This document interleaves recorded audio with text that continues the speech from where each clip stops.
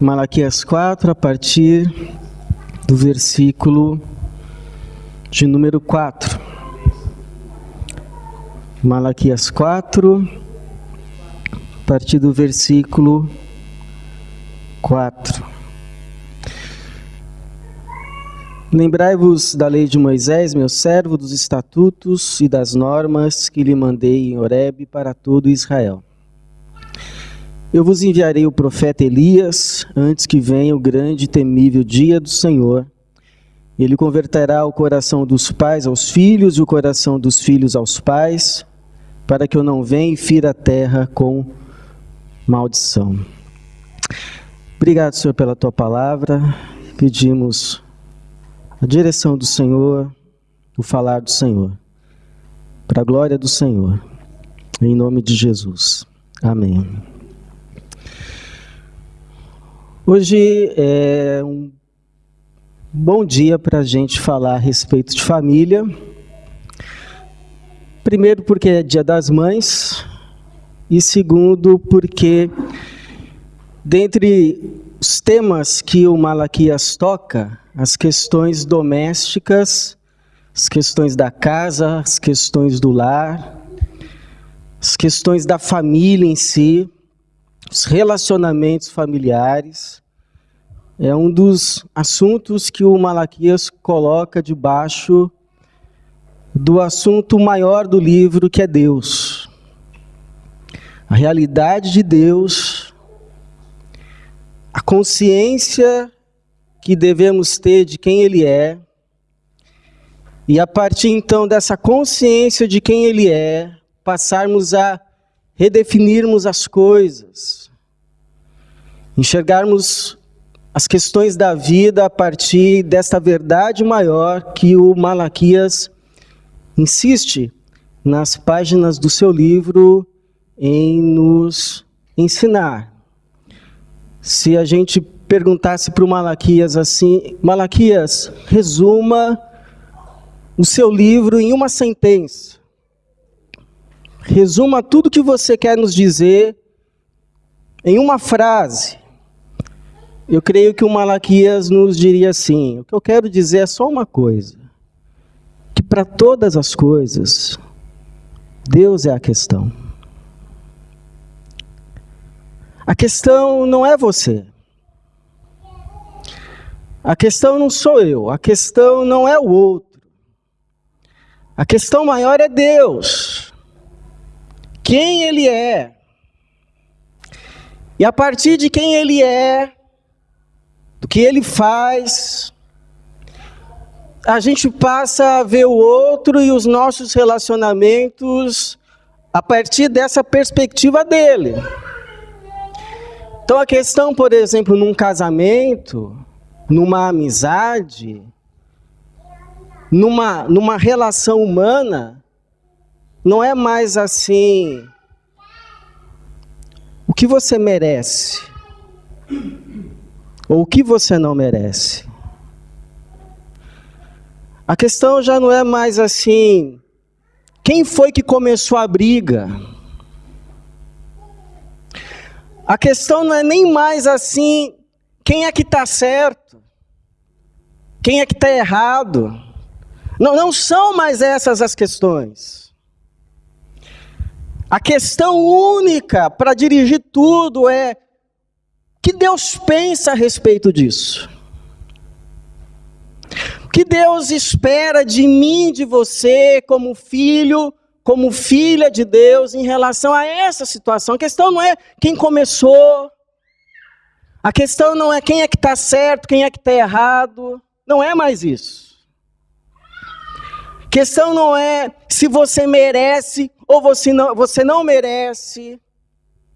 Se sou eu que tenho que ir falar com você, se é você... Não são mais essas questões. A questão é Deus. Quem Ele é.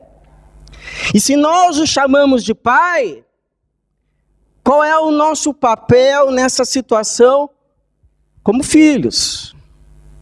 Então, a partir dessa perspectiva de que Deus é que importa, Deus que é a questão maior, que a questão não é se eu tenho direitos, ou se você tem dívidas para comigo, se a questão maior é Deus, o que isso implica num casamento? Se a questão maior é Deus, o que isso implica num relacionamento quebrado com um irmão? O que isso implica num relacionamento de pais e filhos? Então nós vamos, felizmente ou infelizmente, tocar em alguns pontos um tanto quanto nevrálgicos. Então eu não queria de modo algum que você se sentisse condenado. Porque a palavra de Deus, a princípio, não vem para condenar. Ela vem para instruir. Ela vem para corrigir pensamentos. Ela vem para nos salvar. Então eu costumo dizer, se você ouvir algo e disser assim, bom, eu não caminhei assim na minha vida, é como se fosse um convite de Deus para você a partir de agora caminhar. Então eu não vivi isso, pastor, na minha vida até agora. Mas agora, recebendo essa instrução da parte de Deus, eu quero caminhar. Eu errei lá atrás, mas o meu erro, o meu pecado ficou na cruz de Cristo, crucificado com Ele. Eu fui lavado pelo sangue dEle. E agora, com a força do Espírito e pela graça derramada, eu sei que o caminho dele é caminho de vida, não de morte. A partir de agora, eu quero assim então caminhar. É nesse espírito. Então, quando Deus passa a ser a questão, e a questão não são mais os nossos melindres, o que muda? Então, por exemplo, a questão matrimonial já não é uma questão apenas horizontal, o homem e a mulher. Mas passa a ser uma questão, primeira, vertical. Porque se tem uma coisa aqui que o Malaquias insiste em nos dizer, é que aquilo que acontece na nossa relação com Deus vai interferir muito na nossa relação com as pessoas. E o que acontece na nossa relação com as pessoas vai interferir na nossa relação com Deus. Por exemplo, eu me casei no dia 1º de julho de 2006. Não me faça errar, porque eu fiquei treinando isso a tarde toda aqui. Mas o que eu quero dizer, irmãos, é que naquele dia 1º de julho de 2006, estava lá eu, estava ali os pais da Tatiana, os meus pais, estavam lá as testemunhas, que alguns chamam de padrinhos, estavam ali os convidados. Mas estava ali também o Senhor. E o Senhor foi lá, levou lencinho, também chorou. Ele foi testemunha e ele abençoou. Só que ele não estava lá só no meu casamento. Ele também estava lá no seu,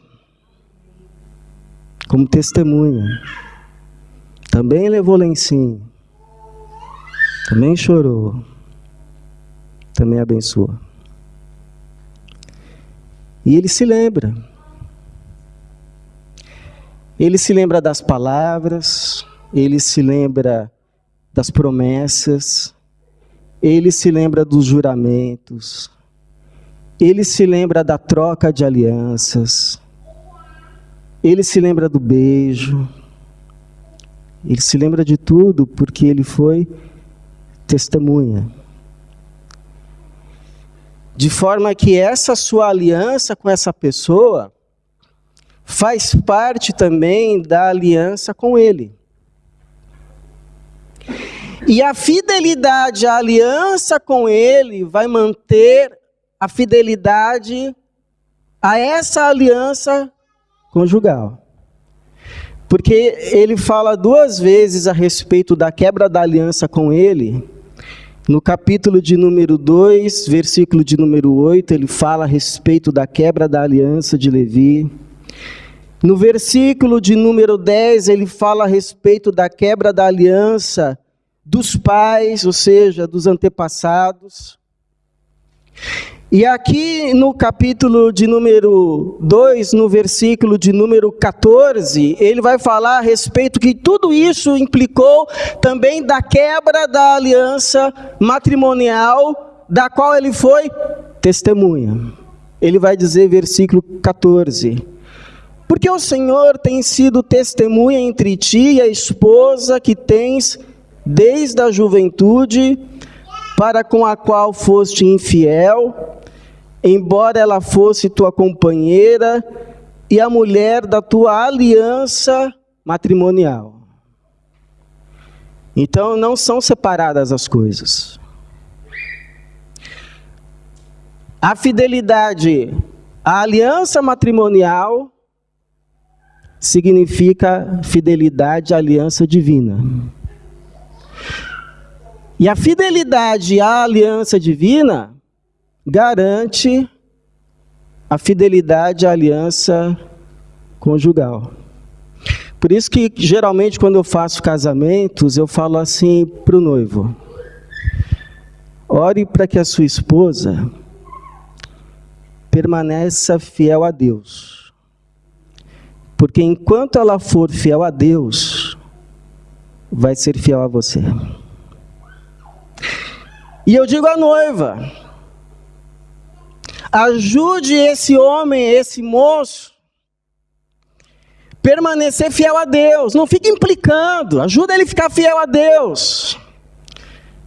Porque enquanto ele for fiel a Deus, ele vai ser fiel a você.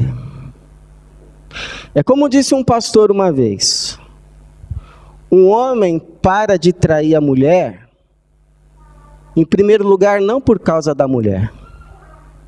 Em primeiro lugar, por causa de Deus. A questão toda começa em Deus. Se Deus é a questão, então não é a questão nem o homem, nem a mulher. A primeira questão é Deus. Simples assim. Quando a gente entende que a questão maior é Deus, então a fé, ela não passa a ser apenas importante, mas ela passa a ser definidora. Ela passa a ser uma questão determinante. Porque fé só não é determinante para quem ela é relativa. Por exemplo, se para mim pouco importa se a minha esposa vai pegar as minhas crianças e levar numa igreja, ou numa mesquita, ou num templo mórmon, então não haverá nenhum problema. Porque para mim essa questão de fé é irrelevante. Agora, se para mim essa questão é determinante, se eu me importo se ela vai levar numa mesquita, se ela vai levar numa igreja, ou se ela vai levar num templo mórmon, então o palco está armado. Porque a gente já não é mais um, agora a gente é dois. E é por isso que o Senhor vai dizer por meio do profeta, versículo de número 15, não foi o Senhor que fez deles um só. Eles lhe pertencem em corpo e espírito. E por que um só? Porque ele queria uma descendência santa. Então, a crítica aqui profética não é contra casamentos interraciais. Se é que podemos ainda falar de raças. Tem aí teorias hoje que falam que não existe esse negócio de raça. Mas estamos falando nesses termos para dizer a respeito de um casamento bicultural. Um homem de uma nação, uma mulher de outra. O que o profeta está dizendo aqui é do problema de uma aliança, de uma união interreligiosa. Ele não está falando assim contra o casamento de um Salmão com uma Raabe cananita, que diz assim: eu sei que o Deus de vocês, o Senhor, Yahvé, é Deus no céu e na terra. Ele não está falando isso. Ele não está falando contra o casamento de um Boaz, israelita, com uma Ruth, moabita, que diz assim: o teu povo vai ser o meu povo, e o teu Deus vai ser o meu Deus. Está falando disso. Ele está falando do casamento de um israelita com uma moabita ou uma cananita, que diz assim: você com o seu Yahvé e eu com o meu Baal. E não vamos discutir isso, porque senão vamos ter problema aqui em casa. Ok? E aí o sujeito: para mim ok. Porque depois vão vir os filhos. E aí eles vão ficar se perguntando, afinal de contas, quem é Deus? É o Yahvé do papai ou é o Baal da mamãe? Aí um vai poder dizer assim: sabe o que eu acho? Eu acho que Deus mesmo é o Ecrom, lá do meu coleguinha da escola. Ou o outro pode dizer assim: sabe o que eu acho? Eu acho que não existe esse negócio de Deus coisa nenhuma. Né? Nem Baal, nem Yahvé, nem ninguém. E aí a consequência são gerações para quem cada vez menos Deus é a questão. Porque Deus não foi a questão. Não é a questão. E por que será a questão? Porque você sabe, irmãos, que fé não é uma coisa que se impõe, mas é uma coisa que se transmite. Por exemplo, quando eu saio com meu filho, a gente conversa de um monte de coisa. A gente conversa de futebol, a gente conversa sobre animais, a gente conversa sobre países. Mas vira e mexe, a conversa cai em Deus. A conversa cai no Evangelho. A conversa cai em Jesus. Por quê? Porque a boca fala do que o coração está cheio.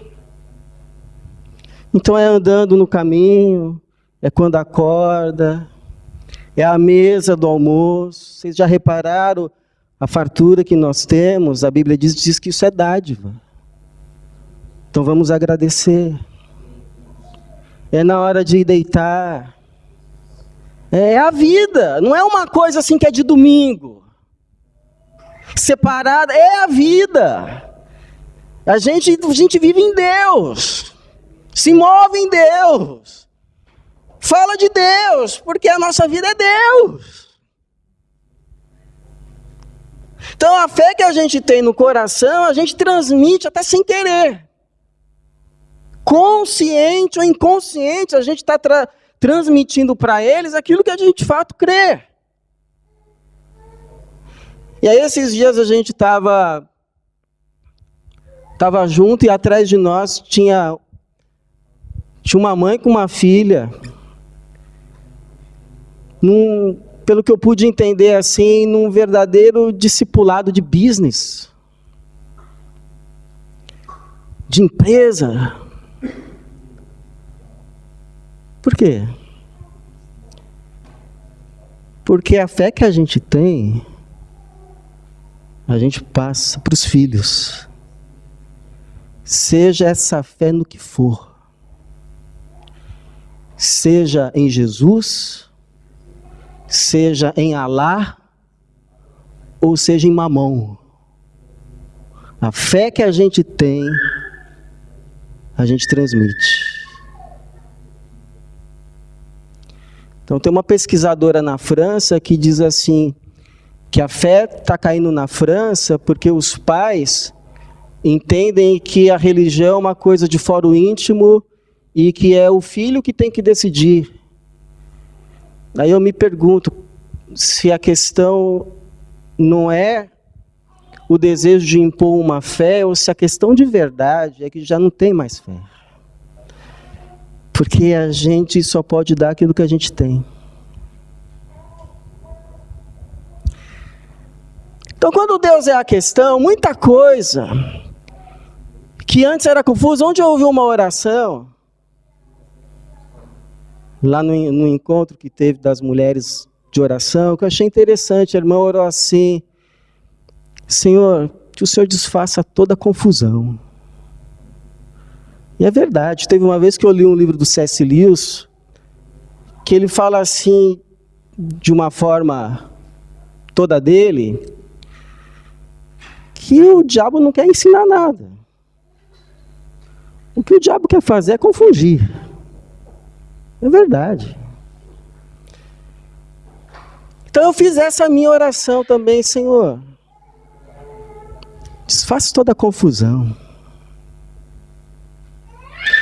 Porque onde a luz do Evangelho brilha, fica tudo preto no branco. Fica tudo discernível. Acaba a confusão. As coisas se mostram como elas de fato são. Então, quando a luz do Evangelho, a luz da palavra brilha, quando a gente entende isso, peraí, a questão é Deus. Então, coisas que para a gente são confusas, ou se tornam confusas, porque a gente tá no meio de pessoas confusas, e a gente acaba entrando na confusão delas. Então, coisas que antes pareciam confusas começam a ficar cada uma no seu lugar. E a gente passa a discernir, isso aqui é vermelho, isso aqui é azul, não é roxo. Questões da alma e questões da vida. Por exemplo, a questão do divórcio. Versículo de número 16. O Senhor diz assim: pois eu odeio o divórcio. E aí você pergunta assim, então a Bíblia não permite o divórcio? Permite. Mas o permite não como opção, mas como concessão por causa da dureza do coração. Quando chegaram a Jesus e lhe perguntaram a respeito disso, lhe vieram assim com uma pergunta: por que então Moisés permitiu dar carta de divórcio? E aí Jesus responde: ele vos permitiu isso por causa da dureza do vosso coração. Mas não foi sempre assim. Porque Deus fez o homem e a mulher um, portanto deixará o homem a casa do seu pai e se unirá à sua mulher, e os dois então serão uma só carne. Portanto, o que Deus uniu, não separe o homem. É concessão. Concessão porque em muitos momentos, segundo, entra a questão do mal menor. Por exemplo, teve uma vez que chegou uma senhora para mim, da igreja, e disse assim: pastor, já é a segunda ou terceira vez que eu acordo de madrugada com meu marido com uma faca empunhada, me ameaçando de morte. E aí eu pergunto, o que eu ia falar para ela?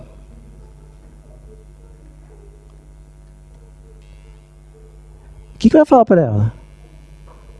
Ia falar para ela ficar ela e os filhos nessa situação? Aí no outro dia aparecia no jornal assim: evangélica é esfaqueada por marido e pastor é cúmplice. Então, diante de dois males, o menor. Então, concessão devido à dureza do coração e a questão não do bem, mas do mal menor.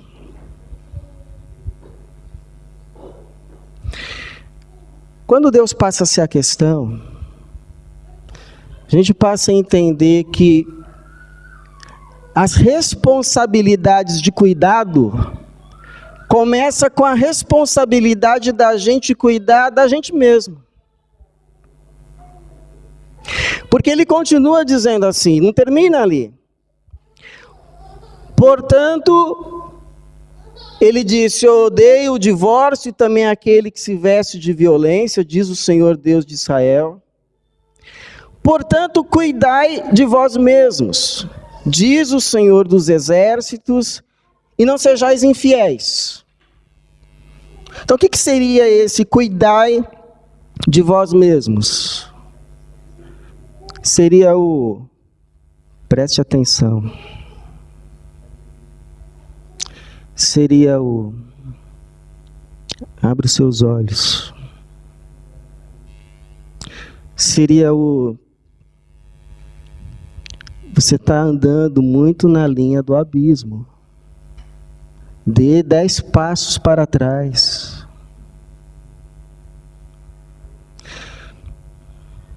Seria o vigia varão do Josimar. Vigia. O vigiar primeiro dentro de casa. Com aquilo que o apóstolo Paulo nos diz lá em 1 Coríntios, capítulo de número 7. Não vos negueis um ao outro.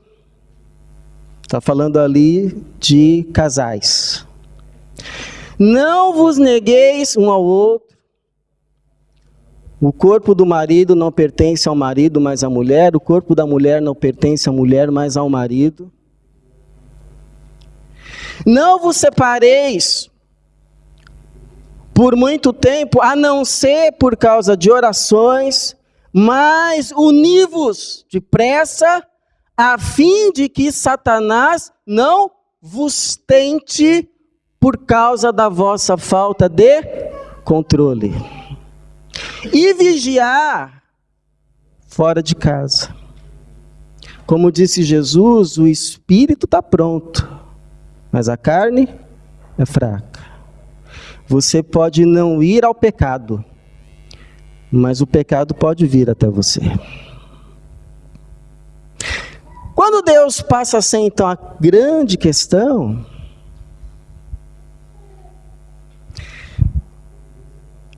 então o nosso coração acaba se voltando não só para Deus, mas também para os outros.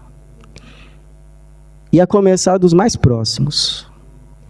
Porque é interessante esse versículo que a gente leu, o 6, que diz assim: e ele converterá o coração dos pais aos filhos e o coração dos filhos aos pais. Não está dizendo ele converterá o coração dos pais e dos filhos a Deus, mas está dizendo ele converterá o coração dos pais aos filhos e o coração dos filhos aos pais. Porque o coração que se volta para Deus acaba se voltando para o outro.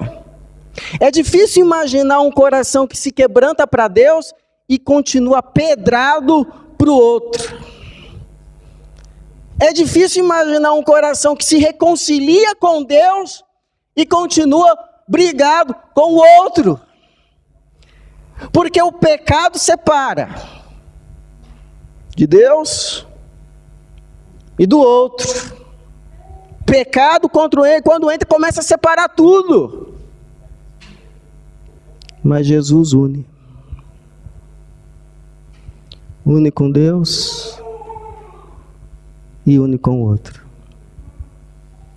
Une, perdoa, reconcilia, reúne. Já contei aqui a história de uma família que por causa de um pecado se dispersou. O marido saiu de casa,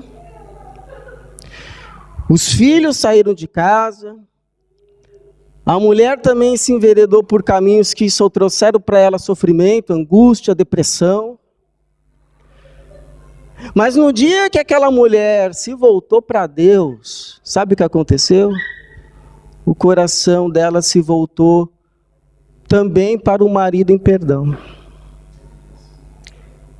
E aí o pastor que conta diz assim, que quando ele chega na casa dessa família, a encontra ajoelhada, e o menino que lhe abriu a porta dizendo: pastor, ore pela nossa família, porque hoje Deus a está restaurando. Por quê? Deus foi a questão. Irmãos, quando Deus é a questão maior, então a bênção se torna plena, ou pelo menos maior, para mais gente, inclusive para a gente. Porque diz assim, termina dizendo, né? E o coração dos filhos aos pais, para que eu não venha e fira a terra com maldição. E isso daqui me lembra o 5º mandamento. Honra teu pai e tua mãe, para que se prolongue os teus dias sobre a terra. Ou seja, o coração não volta para os filhos e para os pais, maldição, destruição e morte na terra. Honra-se pai e mãe, e se tem então vida longa na terra. Por quê? Por que que quando o coração se volta para os filhos e para os pais, há não mais destruição, maldição, morte? Quando se honra os pais, o pai e a mãe, a vida longa na terra. Por quê? Porque uma sociedade que cuida melhor dos idosos vive mais. Por exemplo, se a gente criar um sistema que cuide muito bem dos idosos hoje, muito bem dos idosos hoje, o que vai acontecer? Eles vão viver mais, concorda? Mas não são só eles que vão viver mais. Nós também vamos viver mais.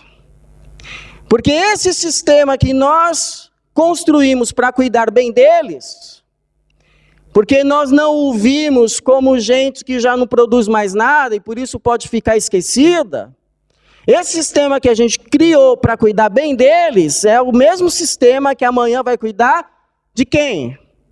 Da gente.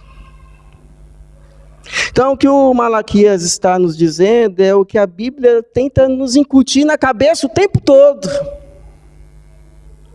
E talvez seja a coisa mais difícil para a gente se converter. Que cuidar do outro é cuidar da gente. Então, esses dias eu estava me perguntando assim, por que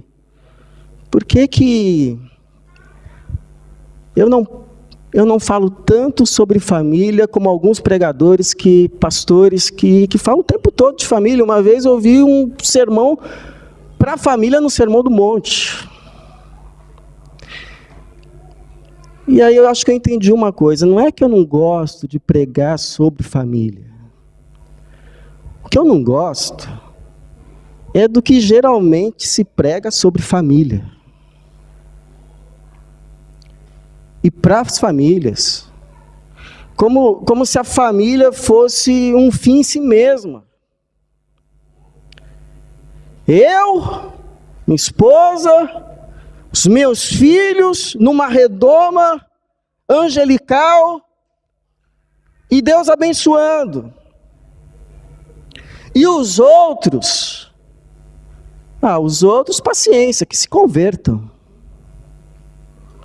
Que se convertam ao ver como nossa família é abençoada. Não, isso daqui eu não vejo na Bíblia. O que eu vejo na Bíblia é Deus chegando a um Abraão e dizendo assim: eu vou abençoar você e vou abençoar a tua descendência. Mas não para aqui.